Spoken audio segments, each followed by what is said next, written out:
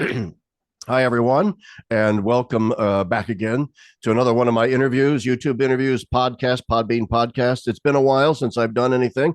I had a trip to Rome, then we were closing on a house we were selling, our second house in Scranton, hence why I'm back on the farm. So let's say a prayer that the internet gods are with us because internet on the farm is a bit sketchy. So I'm back in the saddle and sort of raring to go. It is a little harder in the summer to line up academic guests who are scattered to the four winds, either on vacation or writing or at conferences and so on. So I apologize for the fact that there just haven't been quite as many interviews, but we are very fortunate today to have someone I've known now for, I guess, what, 4 years, 5 years, Mark? I don't know, maybe longer. I can't remember. But my guest today is Mark Stahlman. I have a rather lengthy interview. He says, introduction. He says there's a shorter version. I'm going to give you this long one, just so you people can, my listeners can get a sense of the importance of our guest today. Mark Stahlman is president of the Center for the Study of Digital Life, a retired Wall Street technology strategist, investment banker, and serial entrepreneur. He launched his first software company, Computron Technologies, Inc., in the early 1970s after leaving his study of theology at the University of Chicago and molecular genetics, University of Wisconsin-Madison, to join the still nascent digital revolution. Mark Stahlman started his digital career as a computer architect and programmer, designing computer and networking systems for Wang Lab, Citibank, and the Diplomat Arabic word processor for Computron. He began his Wall Street career as a principal at Sanford Bernstein and is credited with being the first to cover Sun Microsystems in 1986. He continued at Alex Brown and Sons, where he was a partner, and he formed the new media banking practice, which managed the initial public offering for American Airline in 1992. America Online, not Airline, in 1982. I've been flying a lot. American Airlines is on my mind. Stahlman's work in computer architecture led him to coin the term network computing, which Sun Microsystems adopted for their corporate motto, "The network is the computer." In the 1990s, Mark Stahlman co-founded the world's largest internet group, the New York New Media Association, and is credited with the term Silicon Alley. His why IBM failed article for Harvard Business Review led to an op-ed in the Wall Street Journal and a consulting assignment at IBM that pushed the company towards his leadership in the services business. More recently, Stahlman helped organize an East-West Dialogue of Civilizations conference at the United Nations and guest edited a special centennial issue of the literary journal Renaissance devoted to Marshall McLuhan. Mark Stahlman is a prolific writer whose reports have generated over 50 million for his firms and 10 to 20 times investment returns for his clients.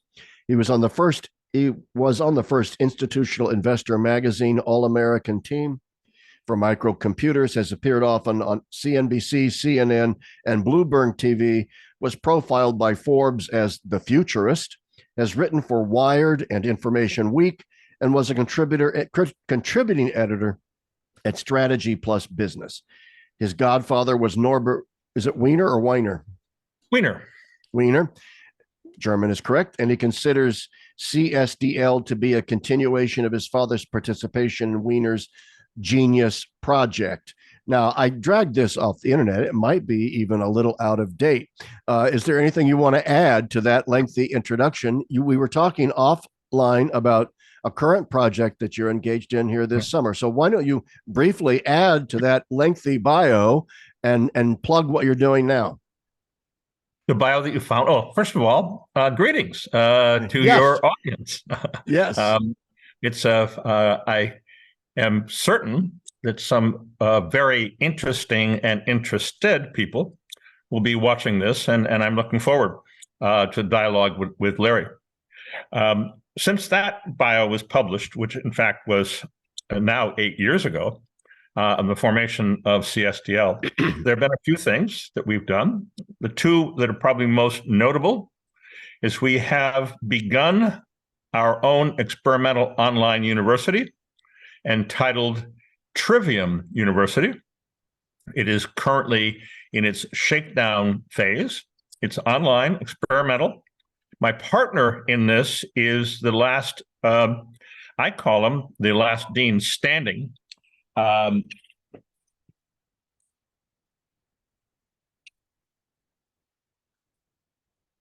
from Human Studies.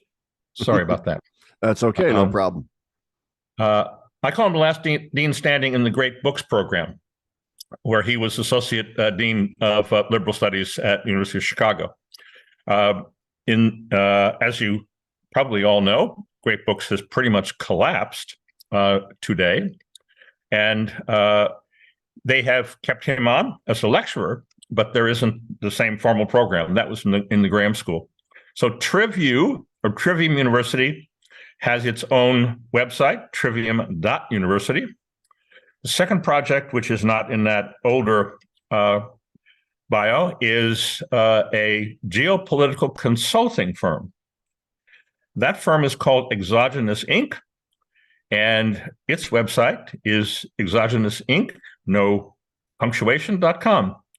In that, we are actually training.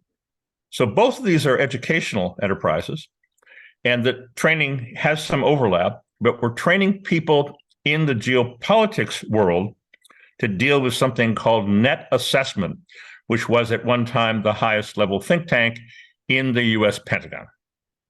Very good. And so in all of that, what I just read and what you added to it, what we're going to be discussing today is something you and I have discussed over the years, which is a topic that interests both of us, which is the relationship between digital technology and, in a sense, theology and Christianity in general.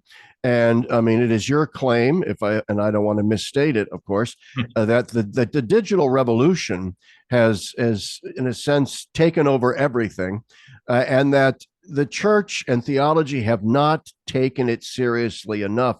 The radical nature in which the digital revolution has absolutely changed our, as the French would say, our mentalité, our very way of thinking, and that therefore there is an urgent need to bring theology into conversation with this digital world.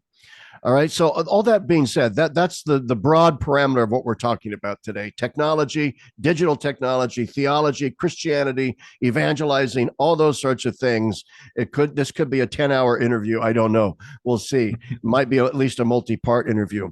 But obviously, Mark is also interested in the same kind of theology I'm interested in, communio theology, especially thinkers like de Lubac and Guardini. So let me first begin by asking you this general question. What is the link that sort of drew you into communio theology, and why do you think that communio theology sort of in particular is pertinent to this conversation with digital technology? Well, as I'm sure Larry has experienced, when you get the third link in an inquiry, when you're researching something and it comes up again and again and again, you have to pay attention.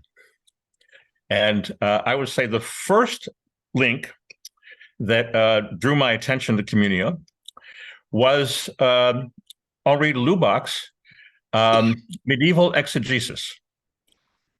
Yes. So as Larry certainly knows better than I, there was a bit of a dust up, and Lubac was for a while kept away from students and sent to the archives.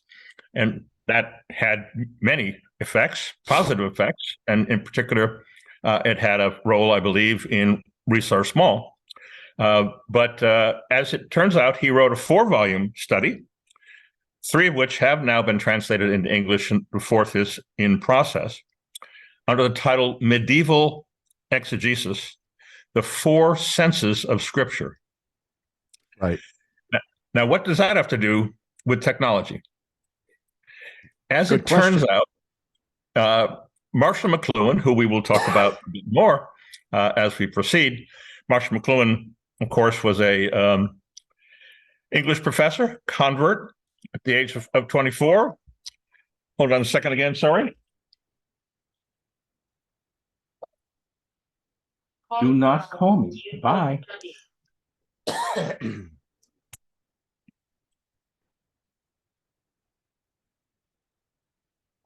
Sorry again. No, that's no problem. No problem. We all have these glitches. Go ahead. Yes, I'm sorry. So, Marshall McLuhan's son, Eric, went to the University of Dallas, which, again, I'm sure there are folks listening to this who know more about the role of the University of Dallas post-Vatican II. I wound up actually meeting some of the folks who were there at the time and was told that it had an entrance to campus which was entitled "The Home of the Fighting Phenomenologists." It also had an interesting role in bringing popularizers of Carl Jung into the whole discussion. But this University of Dallas time in the it turns out this was the early part of the century. Eric wound up getting his PhD. I'm sorry, I misspoke. Not the early part of the 21st century, but rather post-Vatican II. So this was a 1970s phenomenon when he got his own PhD in English, as his father had. But he was exposed to de Lubac in that process. And he wound up coming back, working closely with his father, and ultimately the last book produced by the McLuhans, Marshall and his son Eric, is entitled Laws of Media, the New Science. And in the New Science, there is an important invention known as the tetrad, and it is modeled directly on de Lubac. So all of a sudden, McLuhan winds up translating medieval exegesis into a fourfold understanding of technology. That was undoubtedly my first attraction to all of this. Then the second notification I got on this has actually come in from a grant that we received from the Benedict XVI Foundation to work on a multilingual translation of a work by Romano Guardini. Now, I had known, and I'm sure there's a lot that I have yet to discover, but the role of Guardini in Benedict's life was massive, to the point that, as I understand it, he gave multiple eulogies on Guardini's death. So now all of a sudden we've got Guardini roped into all of this. And Guardini, as you know, probably is the Catholic theologian and pastoralist of the 20th century who spent the most detailed time working on this topic of technology and theology. And so we're now in the process of translating, with some funds help from the Benedict XVI Foundation, the last essay, and you will find this essay already translated into English in the very end of Letters from Lake Como. So for those who have that volume, and Larry said he's been reading up on his Guardini, you will notice that there's a series of letters which were published originally in the 1920s. And then tacked on to the end of it, because the German edition of this decided in the 1960s to tack this effectively last word.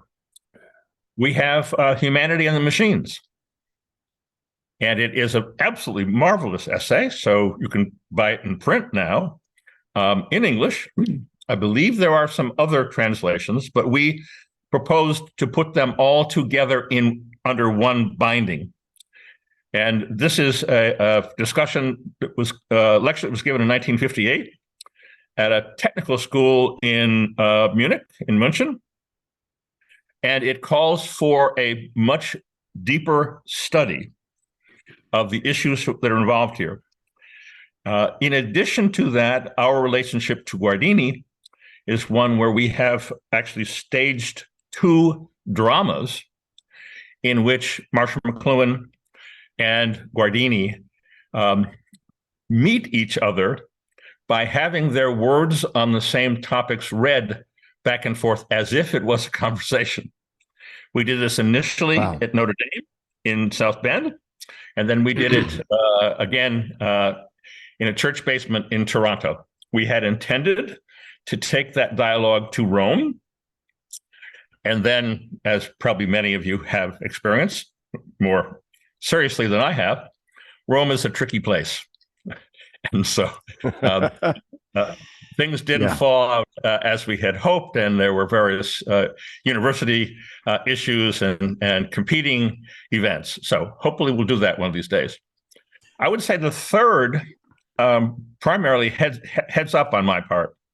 And so now it's impossible for me to walk away from this, has come from one of the younger participants recently admitted to the Balthasar community in Switzerland. And he has been enormously helpful in introductions and beyond that. His name is Nick Powers. So adding all of this up, I feel like I'm no longer an orphan. I feel like I may be in the process of being adopted. That's great, and well, we're happy to have you in the Communio fold. That's for sure. But what strikes me, is that little sort of bio that you gave us of your relationship with Communio, I think is very, very similar to the manner in which many of us got in the years gone by, got drawn into the Communio orbit. Because we all have various interests, various little specializations, and we all are sort of coming at theology with different interests and so on. But we all tended to find in the Communio thinkers a fresh metaphysical and historical perspective that really opened the floodgates to all kinds of creativity while remaining firmly grounded in the orthodoxy of the tradition. And so I think your story is actually probably not too dissimilar from a lot of the others. Can you briefly, before we go on, I mean, the second topic was, the sort of that we wanted to talk about today was faculty psychology. But before we get there, I was wondering, or I don't want to put you on the spot. I was very intrigued by the fact that you said Marshall McLuhan was so interested in the sort of de Lubach's medieval exegesis, his 4-volume set. So can you give us a sort of brief nutshell, if you will, or a more lengthy sort of description of what use McLuhan made of those categories? Marshall McLuhan was a outsider in a Protestant land. Toronto, University of Toronto. Yeah. And so he had born in 1921, dying in 1980 after a stroke that immobilized him in 79. So most would know of McLuhan in terms of his writings published in the 1960s. And then he sort of seems to have somehow disappeared. Gutenberg Galaxy was initially published in 62. It was followed up by Understanding Media, The Extensions of Man, published in 64. By that point, he had become something of a hot item, and he was picked up by a wide variety of people, and that then led to a series of other books, including the one which is probably best known, which it turns out was not written by him. The medium is the massage. The medium is the message, of course, is the title of the first chapter of Understanding Media. But he, some promoter types, figured that they would write a series of books about striking intellectuals in the 60s, and McLuhan was one of those. And so the medium is the massage is the best selling, I think, of all those that have Marshall's name on it. However, he didn't write it. It was So a group descended, a group of artists and others descended on his file cabinets and composed from that. That then led to War and Peace and Global Village, et cetera, et cetera. So McLuhan, I honestly do not think, even though he moved deliberately to Toronto, to be close to the Pontifical Institute of Medieval Studies, PIMS, which at that point was still being run by its founder, Etienne Gilson. So he took his Catholicism very seriously, was a daily communicant.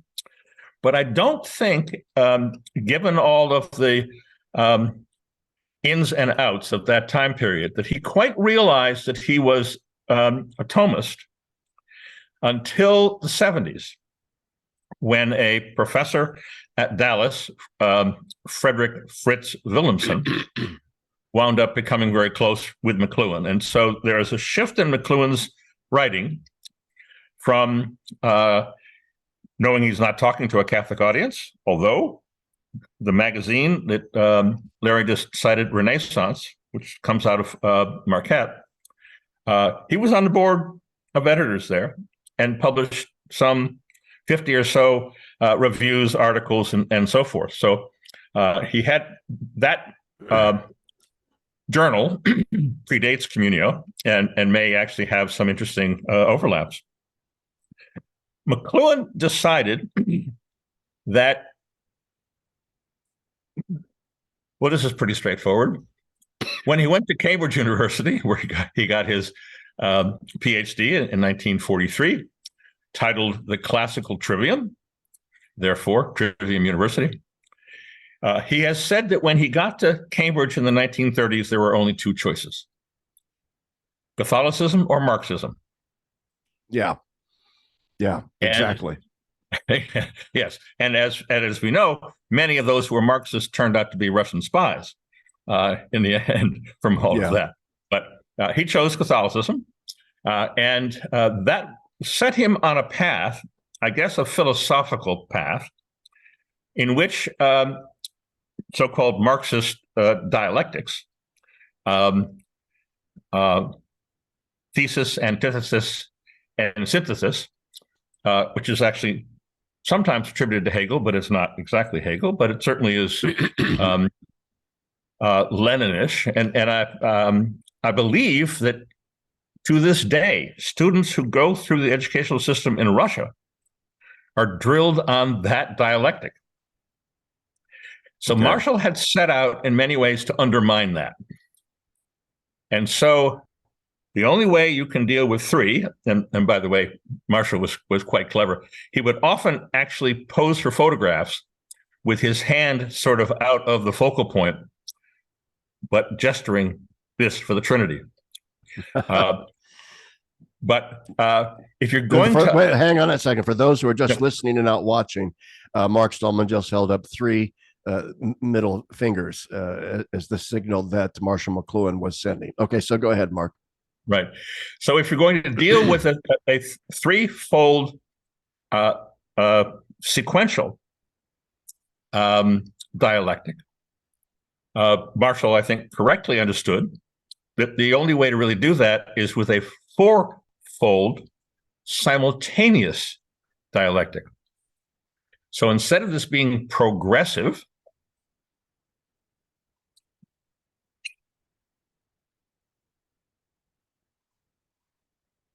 Debbie, I'm on a Zoom.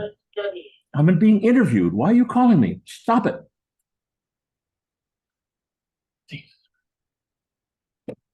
I apologize. Oh, no problem. No problem whatsoever. Well, it's a problem for me. It's a problem for me, but not for everybody else. I appreciate that. A fourfold dialectic, which then completely undermines the threefold Marxist dialectic, became in the laws of media the tetrad, where the four components of the tetrad are described as enhance, that would be antithesis, obsolesce, that would be the thesis, and instead of synthesis, he introduced two other quadrants to the tetrad. The first of those was originally called reverse, in other words, when things go completely haywire, later called flip. But the most important addition that he made, and this actually in terms of the four senses corresponds to the literal historical sense. So as you know, there's a literal and 3 allegorical senses of Scripture, as described by Lubach. So he came down in a very powerful way on that 4th sense, which is the literal sense of Scripture, as the truth in its historical setting. And he called that reversal.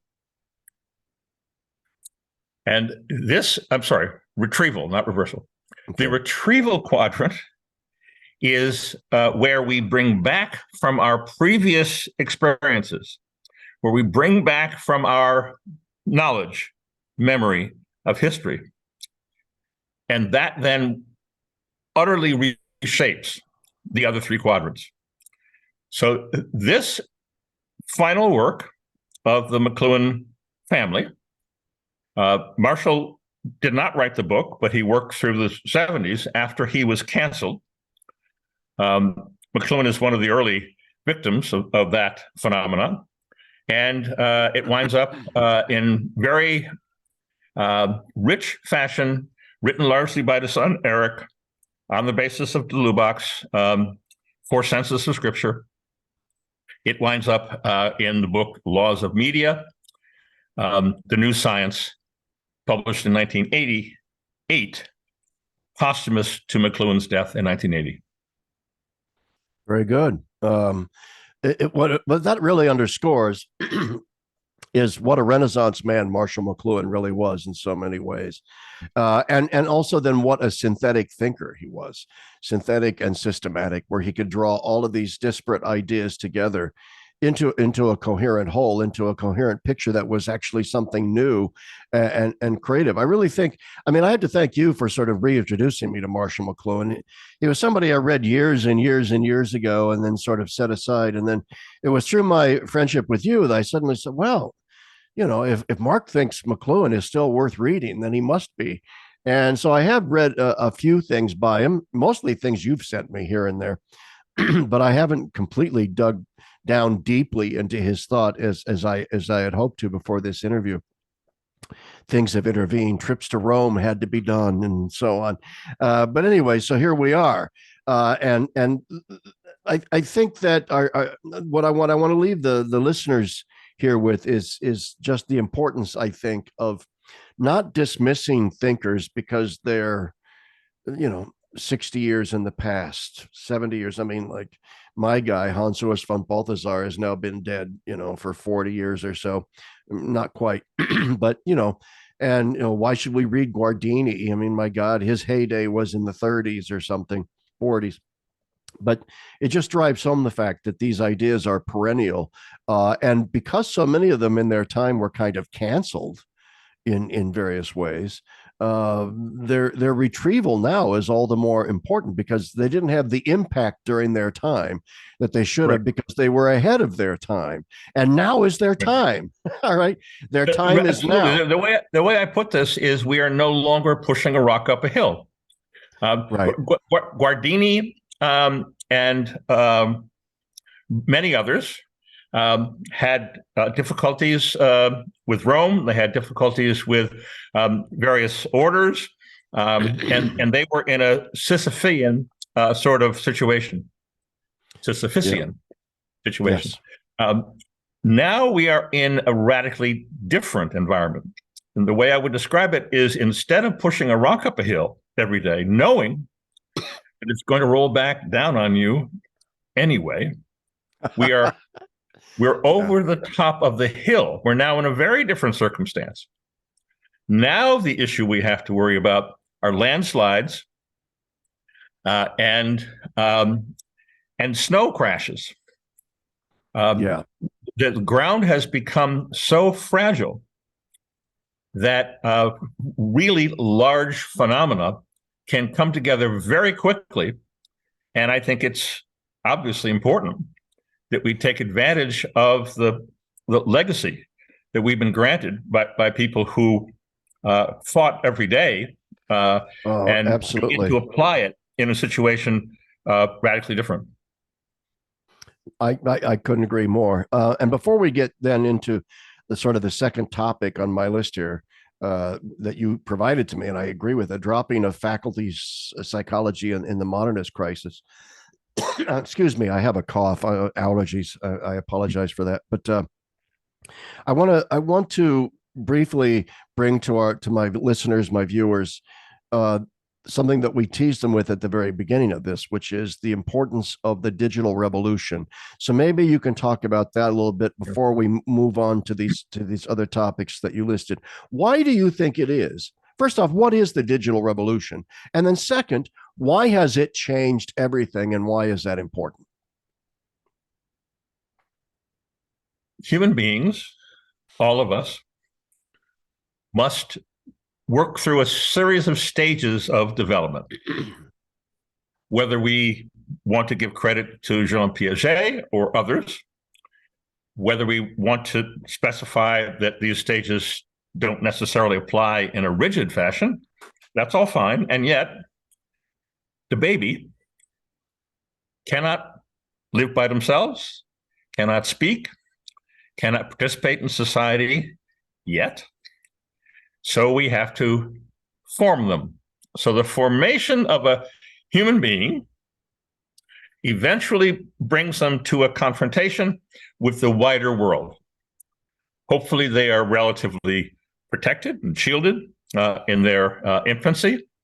They wind up with a slightly enlarged horizon as they begin their schooling.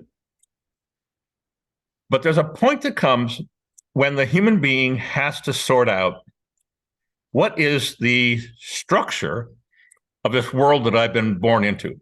And those structures are not fixed. They are not perennial by any means. We used to call that period in our development grammar school. And the reason why is because grammar as the essential component of the trivium had been the basis of Western education, going all the way back to the ancients. And so we confront our environmental grammar, which is no longer trees and streams and mountains. It's become technological. So the technological environment into which we are born has enormous impact on our formation. Therefore, we would call them actually psycho-technological environments. Now, these environments, it might seem, are changing every day, but there's an underlying basis. There's a ground which for an extended period of time, could be hundreds of years, becomes the fundamental context in which we are now trying to learn how to grow up. Effectively, the years before puberty and after the mastering of writing. So we learn how to speak, we learn how to write, and then eventually our biology takes over and we learn how to reproduce. That window where you grew up, your influences, what you paid attention to, what habits you formed, that winds up being deeply tied back to the underlying technology. Now, to fully explain the difference between the technology that most of us grew up with, which I'll just shorthand by calling it television, and the current digital paradigm, these have profound impacts on what Aquinas and many, many others called the inner or interior senses. Starting with Aristotle, if you will, his peripsyche, probably not the best pronunciation of the Greek.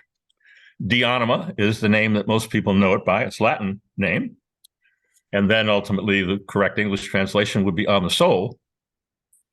This is a 350, roughly, BC written work, many, many translations are available. I would highly recommend the Joe Sachs translation, which, by the way, came out of the St. John's Great Books program, where Sachs had worked as a translator for many years.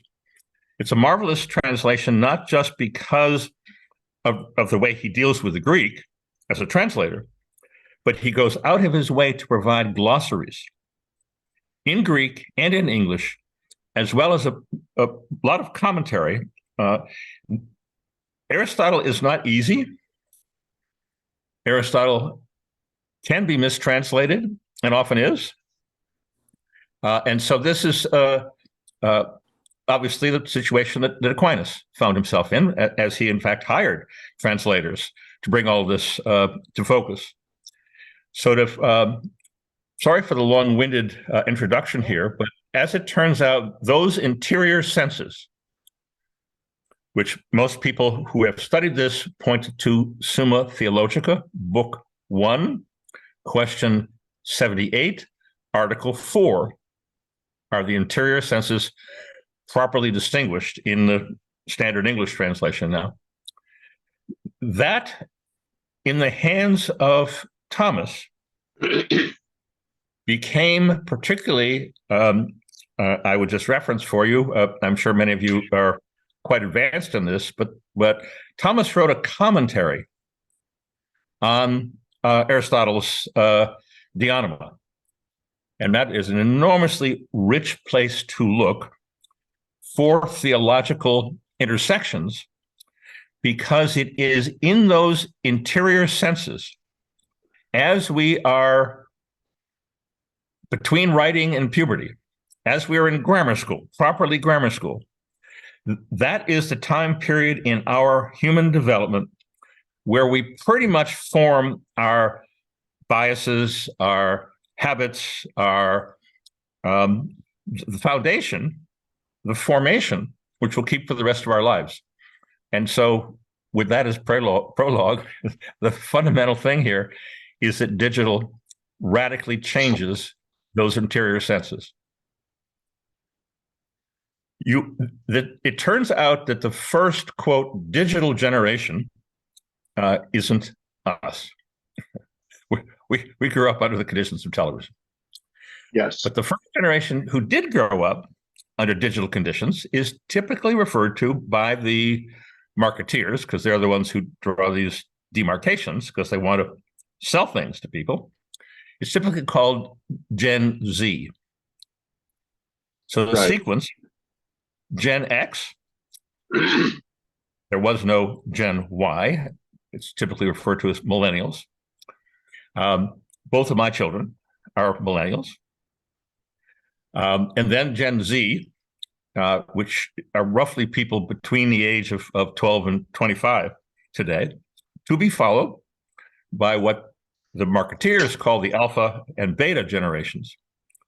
By the time we get to those generations, that's to say, alpha generation is kids 12 or younger. So they are literally right now going through that formation phase, that critical, what is the grammar of this world I live in? They, as they mature and as we begin to interact with them outside of our homes and so forth, that's going to be a real kick in the head for how we tend to think about all of these things, because they simply did not experience what came before, and generations afterwards even more aggressively. As it turns out, the environment that I grew up in, I'm 75 years old, born in 48, so I grew up in the 50s with Clarabelle and Howdy Doody and radio personalities still getting on, like Ed Sullivan and Walter Cronkite from the previous environment, getting on and pretending that nothing has really changed. Well, of course, everything had changed. In the 60s, the counterculture of the 60s is the most obvious way to notice that the kids who grew up in the 50s had a very different idea than their parents, who were probably primarily devoted to reading, writing, print, and so forth. So we had a break, which I lived through. The break we're living through now is 10 times, 100 times more dramatic, because television is a illusion machine. We all know how politics, economics, religion have all been swept up in imaginary schemes during our lifetime. That, we would suggest, has been formally caused by the environment in which we were all operating, which was illusion. Televisions were designed to manipulate people's awareness in the direction of buying Wheaties to begin with, and then later, of course, to try to convince us who to vote for and beyond. That's kind of was Neil Postman's point. Absolutely. Neil Postman was a colleague of Marshall McLuhan. He was at NYU. And his famous phrase, amusing ourselves to death, that's an effect of television. Right. So we're now at a point where Gen X, the first digital generation, has in many key respects deeply rejected all of that. You will see this in polls. The religion polls are a reflection of this.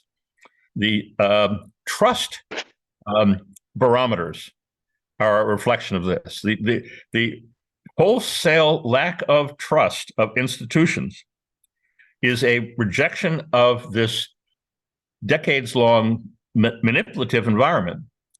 And so what I've found, and in fact, with Trivium University, the core of our students are in their 20s. They are angry at the millennials. They are angry at their lack of comprehension or even willingness to say things, stand up and do something. So there's we're now in the midst of a very important transition. And that is a transition from the quality that television, that's to say, the inner sense that was radically overemphasized by an illusion environment. And that would be in the four interior senses, as described by Aquinas, that would be imagination. We've been swimming in an ocean of imagination. Digital cannot sustain imagination because the technology instead is based upon memory. I was once a computer architect, as Larry indicated, and in that world, what I was dealing with was relationships between different orders of memory. A computer doesn't actually spend much time computing. It spends almost all of its time internally shuffling things around from one memory location to another, making sure that everything is in order, making sure that everything is exact. And this character of computers is captured in McLuhan's book, Laws of Media, which largely comprises tetrads, examples of tetrads, as applied to various artifacts, various technologies. The tetrad for computers in Laws of Media, in the retrieval quadrant, which, as I said before, that's the key addition, which in McLuhan's view fundamentally undermined the Marxian threefold dialectic. The retrieval quadrant for computers in Laws of Media reads the following: total memory, perfect and exact. Yeah. Human beings, of course, don't have total memory. They're not perfect and exact, but computers must be. And so the influence on us, as we live now in a digital world, not a television world, now the emphasis on us is memory, not imagination. And in that world of inner senses, there could not be a more radical and consequential shift in the balance of these senses. Marshall McLuhan wrote a great deal about the balance of senses, but he dealt with the external senses.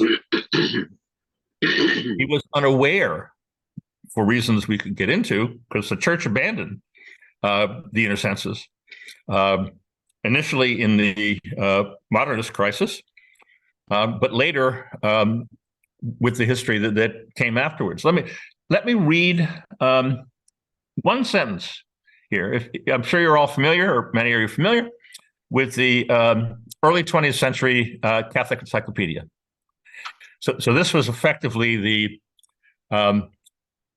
answer of the English-speaking Catholic Church to the Britannican Encyclopedia Britannica. So Catholic Encyclopedia. So if you were just simply to go to the faculties of the soul entry in the Catholic Encyclopedia, you will note that there's a key section here ending with the following sentence: that the faculty theory has no essential connection with Catholic dogma is sufficiently evidenced by the fact that it has found and still finds opponents as well as advocates among Catholic theologians and philosophers. This is a justification, I think, initially published around 1909. So we're right in the middle of the modernist crisis. We've got the Oath Against Modernism that has or is about to be promulgated. Pascendi came out in 1908, I do believe, and then the Oath came very shortly thereafter, yes. Correct. So to explain to non-Catholics what's going on here in that time period had a fairly, understandably, dogma first, and everything else we can throw overboard. The plane is having a hard time getting off the runway, so let's get rid of all the luggage that we don't need. Yeah. And some of the passengers. Absolutely. Yeah. So as I would guess, most here know, the church effectively no-bid the whole topic of psychology. Psychology is beginning to shift from its older basis. By the way, these interior senses were Jewish. Maimonides discusses them. They were Islamic. They're all over Avicenna, all over Averroes. For roughly 2 millennia, we dealt with what we would now call the subconscious in some form of a faculty fashion. So who would object? Who would stand up and say, that's not right, I'm not going to do that anymore? Well, we're now working on trying to pull together some of the history of this, because the Catholic Encyclopedia does not inform us who was arguing with who and on what basis. It just simply says, if people are arguing with each other, obviously it's not dogma. Fine. But I have at least a partial answer. Okay, go ahead. Francisco Suarez deliberately contradicted Thomas on the topic of internal senses. There is only one inner sense, which has many functions in Suarez, not the multiple inner senses, as it was described by Aquinas. Now, I am not a scholar of Suarez. I have read many scholars, and there is an interesting strain about how this great Jesuit commentator on Aquinas comments in a deviant sort of direction over and over. And we all know the story of Thomism and why there were dozens of different Thomisms, and how Leo XIII's attempt failed. But in this one little corner of this, Leo XIII attempted to get a Thomist psychologist to Louvain to pursue all of these matters, and failed. and a man who you may be familiar with, ultimately Cardinal Mercier. Yes. He winds up being the big shot in Louvain on psychology and other topics. And all of this faculty psychology stuff is gone. In particular, the key to the inner senses is what for millennia had been called the cogitative power. And the reason why this is the key is because I believe it is Catholic dogma that the intellect is immaterial. Yes. Whereas the senses are material. Yes. So how does materiality, what we sense, how does it interact with, how does it collide with the immaterial intellect? And the answer to that is typically, for those who are familiar with literature, what is known as phantasms. So there is a reversion to the phantasms, is the way this is often described. Yes. The place where those phantasms are formed, if we are healthy, is in the cogitative power.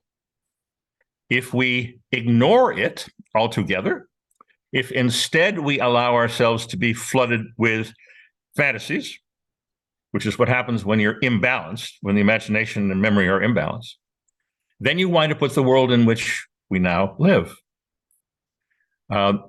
In transition, radical transition, to a world in which the balance between imagination and memory has been restored, and that process means radical emphasis on memory.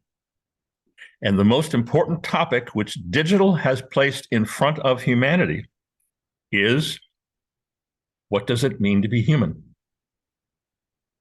Oh my, yes. Artificial intelligence, artificial humanity, artificial sentimentality, and so forth, all of these artificialities have compelled humans to try to remember what a human really is. That is so profound, and it cannot be stopped. This is not pushing a rock up a hill. This is an avalanche. Yes, I agree. Do you want to continue on that line of thought? Sure. I don't know this is the case, but the proposition that the detachment of our inner senses from the critical dogmatic elements of the material and the immaterial in overlap with each other, you would not expect that from a medieval sensibility. You could probably find some interesting dissenters from all of that, but more or less, as you go through all of your medieval theologians, you'll see some version of this, and not just in Christianity. It's spread out. So what was it that caused this abandonment of that critical element? Yeah. And here, and I'm very sorry, I have no intention of being in any way disrespectful or insulting to anybody in your audience. But the Jesuits are a very interesting phenomenon, shall we say. You go right ahead. The Ratio Studiorum, which became in the 16th century the Catholic Church's teaching curriculum, is not a product of the medieval age. It is absolutely a product of the technology of print. Right.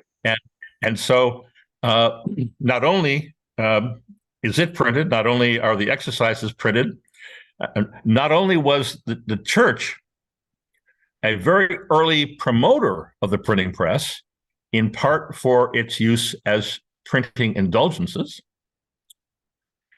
but this larger topic that Larry brought up in the beginning, how has the church understood the effects of these sweeping technological changes?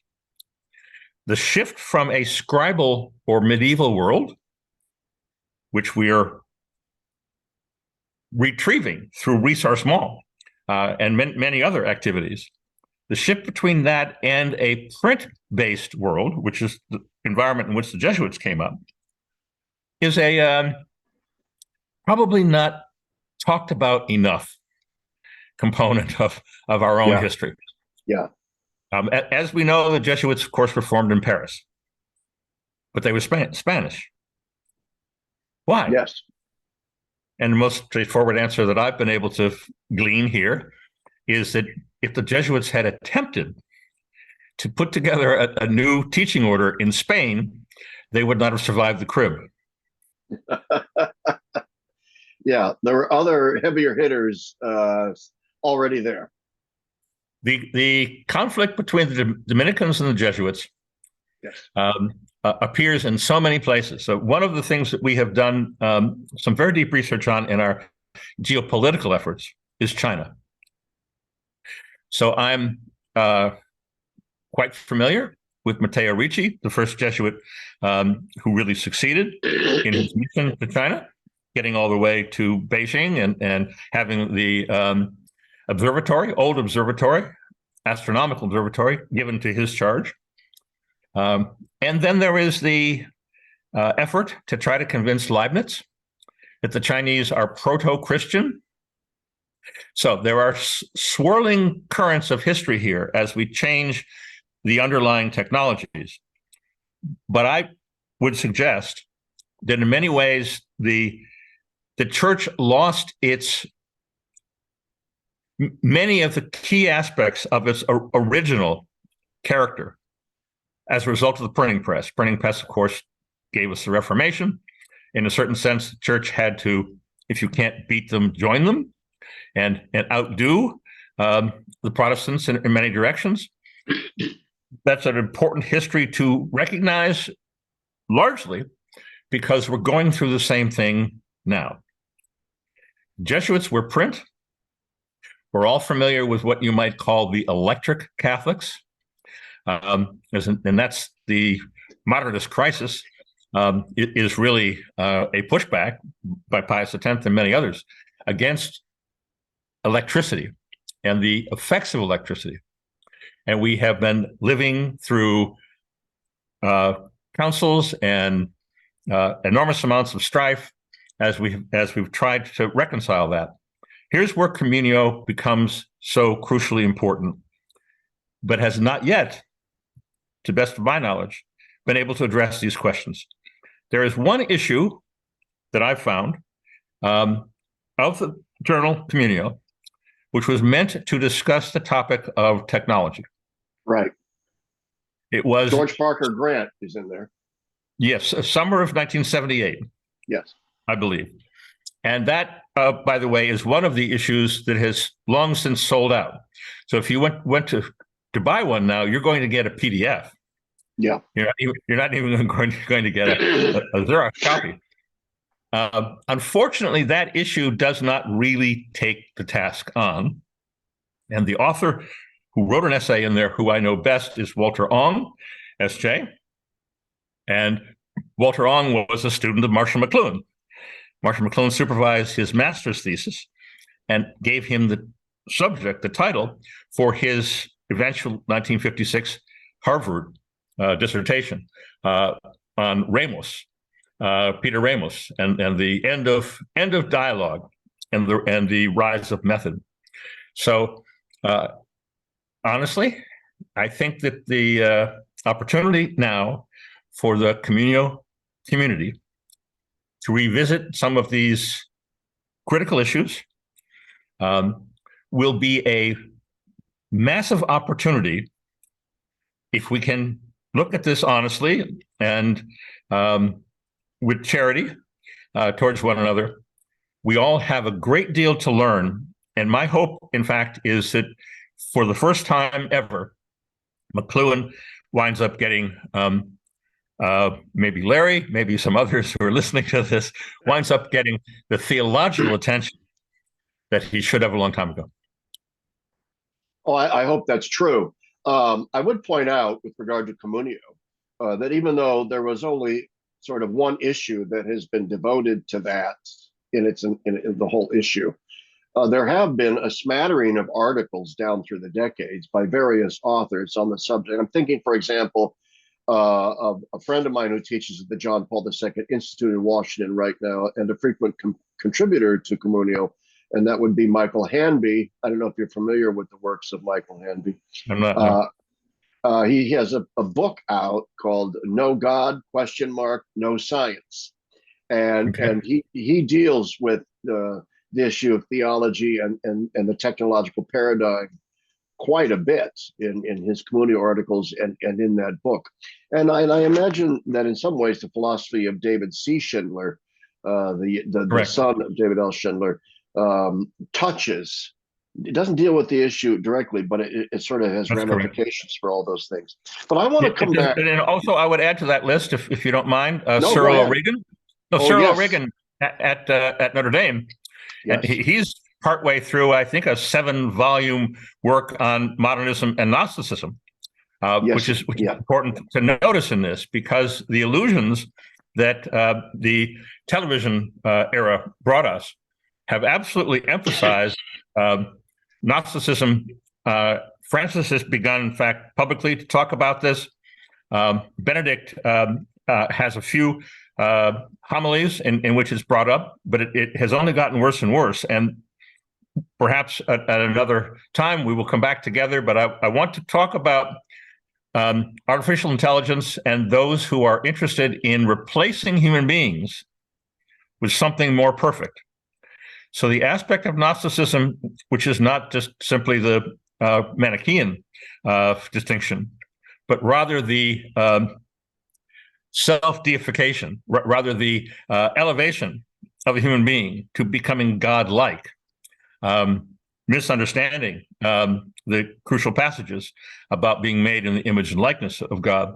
Yeah. This has now given rise to a new civilization, which we call the digital sphere. We probably don't have time here to go into what that means, but I look forward to further conversations. But this is effectively the how do we become immortal? That's the most straightforward dimension of this in its Gnostic characteristic. Well, do you have time to stick around a little bit longer here today? I do. Okay, so maybe we can get to that. But I want to come back because I think that is just absolutely critical and crucial, and it's an idea that I had hoped that we would get to. The implications of artificial intelligence, the transhumanist project, the sort of quest for what they call the singularity.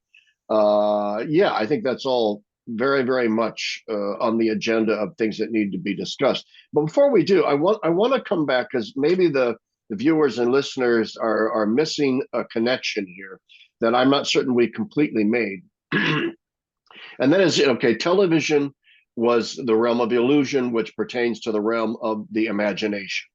And then the digital revolution is more about memory and not so much about imagination. So what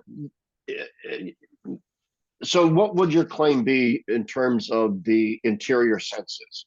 What is your claim with regard to what it is that the digital world's sort of privileging of memory over imagination, what does that specifically do to us? What is it doing to Gen Z?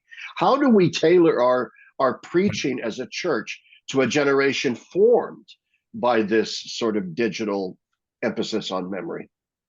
What I've experienced in the handful of classes that we have done this summer, the summer school, heading into Triview with tuition and so forth, starting in the fall, is that these are people who are completely unwilling to avoid the footnotes.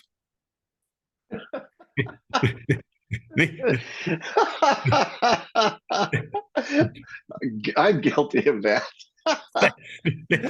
These are people who constantly have the question, well, where did that come from? And where did that come from? Yeah. And why should I be paying attention to that? They have totally checked out, no longer trust political campaign, no longer trust television, no longer trust nonsense, widespread understanding of what's actually going on in Ukraine, and so forth.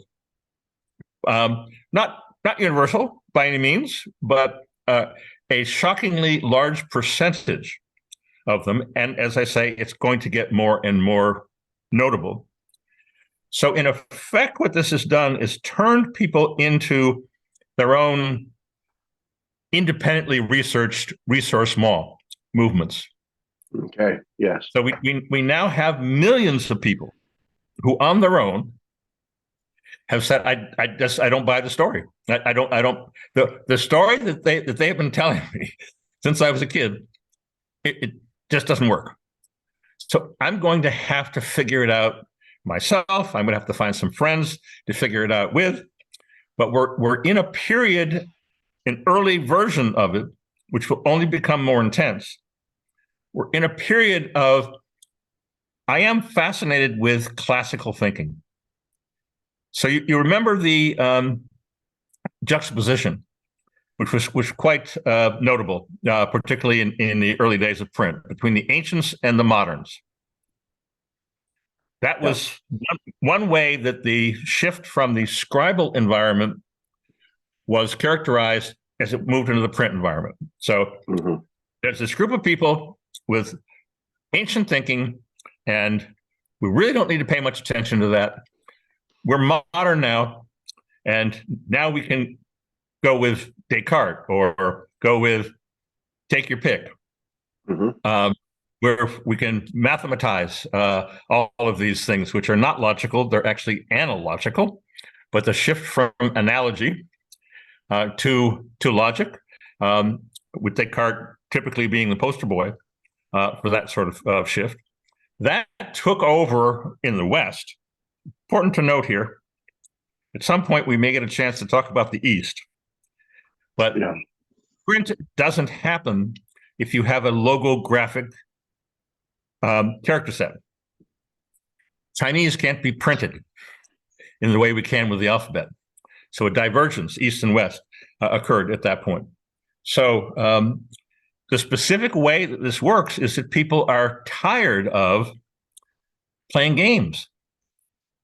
They're tired of make-believe. They're tired of getting stoned.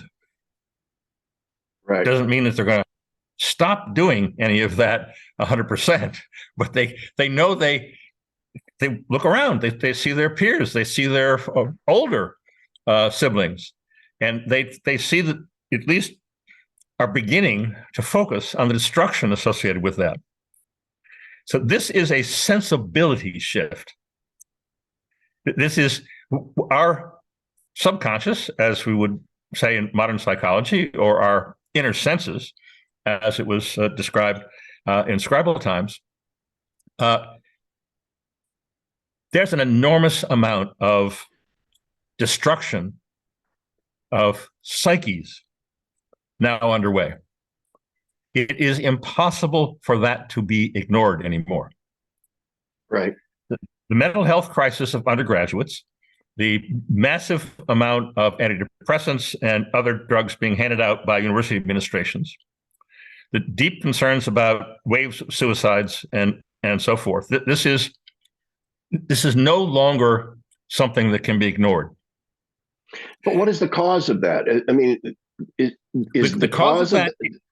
The cause of that is in that critical period, which we used to call grammar school.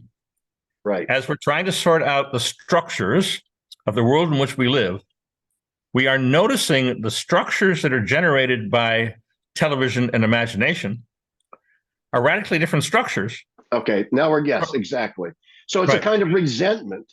It's a sort of resentment at the falseness of the illusions that sensibility has created. And now the digital revolution comes along and gives us what as a substitute?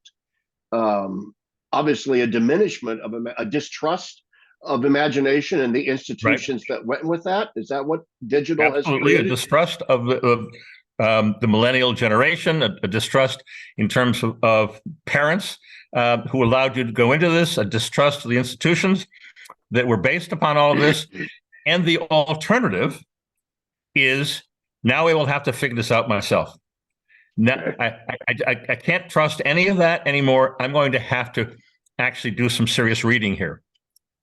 Now, go ahead. We've introduced Augustine, Aquinas, and Aristotle into this disparate group of people. They are, as the colloquial would put it, they're eating it up. It wasn't what they signed up for necessarily, but now they're sorting out. This is my opportunity to approach a good life, to benefit humanity more broadly. And if it were not for digital, in particular, if it were not for digital attempting to make artificial versions of us, this would never have happened. It's interesting. So in some ways, the digital revolution has led to a resurgence of interest in the scribal. Correct. That is absolutely correct. And therein is a lesson for the church, I think, today. That perhaps it's sort of a back to the future sort of moment for us, where that which has been dismissed by the television generation is now new again. Right.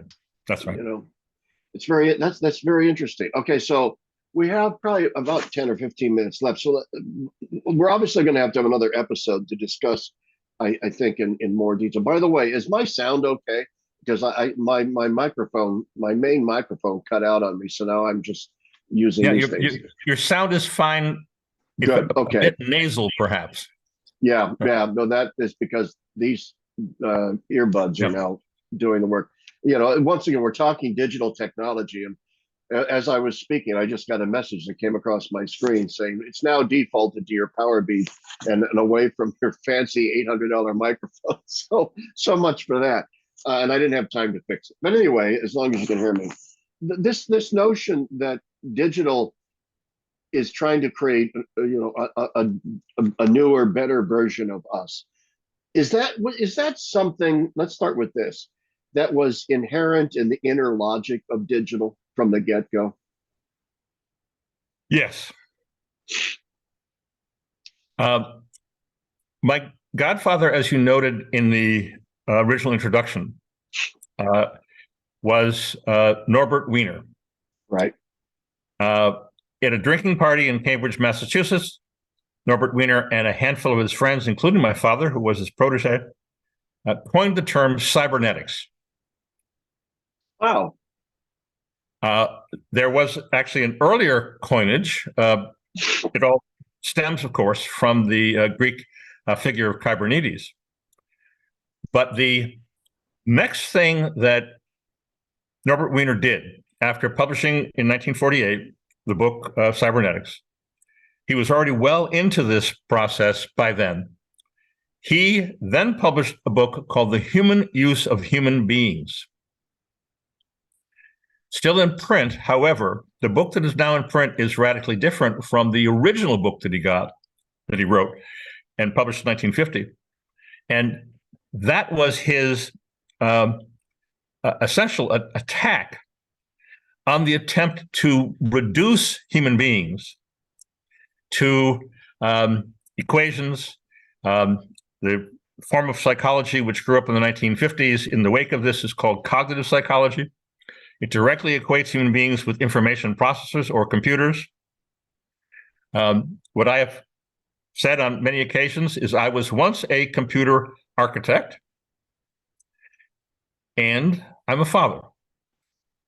Right. I can tell you, I have participated in the making of human beings. I participated in the making of advanced computer architectures. They're completely different. There's nothing the same about them at all. I would concur in that.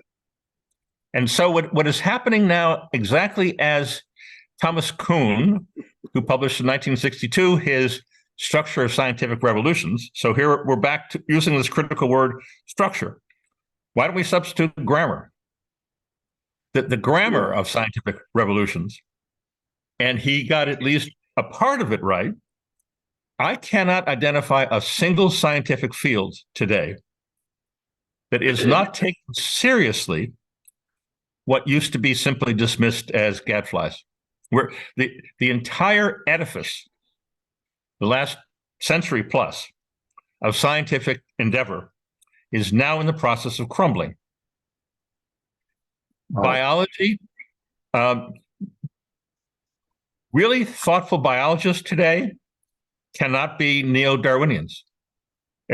Evolution cannot be the right explanation. Really? Really. Okay. I will actually be interviewed towards the end of August. Well, it's been chipping away at this for a long time. So there's a whole field called epigenetics, which many smart people have come to. But a fellow who we've been working with has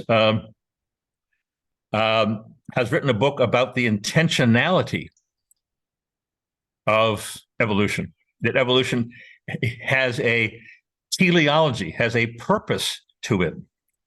And that there's formal causation. He hasn't quite gotten to that conversation yet, but I will be speaking on his podcast at the end of August. And yes, that will be high on my list of that conversation with Scott Jordan. But go ahead. Anyway, we sort of digressed a bit. Let's stay on this main thread of thinking. The effects of digital technology undermining television-based science, recognizing here that